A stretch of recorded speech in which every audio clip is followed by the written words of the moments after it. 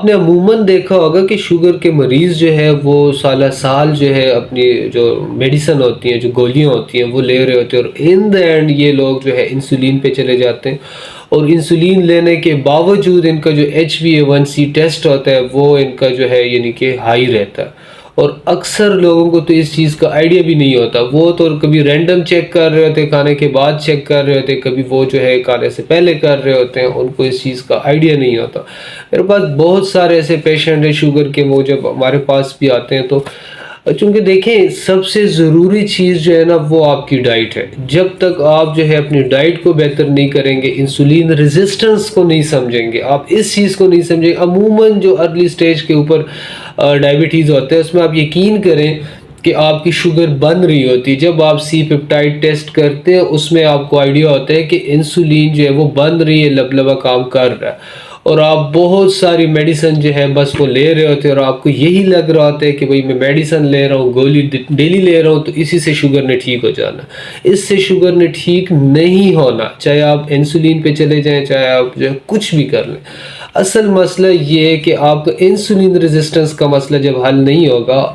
آپ کا ویٹ جب کم نہیں ہوگا، آپ کا پیٹ جو نکلا ہوا ہے وہ اندر نہیں نکل جائے گا واپس، تو آپ کا شوگر کبھی بھی ٹھیک نہیں ہو سکتا۔ تو اس کے لیے سب سے جو مین ضروری چیز ہے نا وہ آپ نے ریفائن کاربوہائیڈریٹس جو ہیں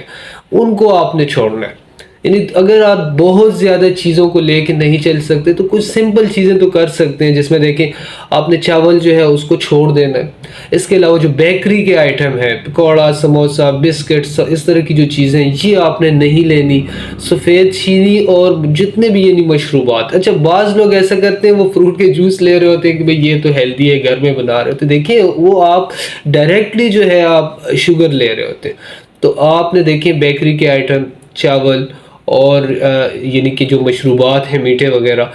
سفید چینی، اگر یہ چیزیں بھی آپ جو ہے کم کر دیتے ہیں تو یقین کریں کہ آپ کبھی بھی انسولین پہ نہیں جائیں گے۔ اور جو لوگ آلریڈی انسولین پہ ہیں وہ اگر 2-3 چیزیں، جس میں دیکھیں بیکری کے آئٹم، چاول، اور اس کے علاوہ وہ اگر یعنی کہ آٹا جو ہے اس کو تھوڑا سا چینج کر دیتے ہیں، تو ریفائن آٹا مل رہا ہوتا ہے، اس کی جگہ اگر آپ جو ہے ساتھ میں جو کا آٹا، باجرے کا آٹا،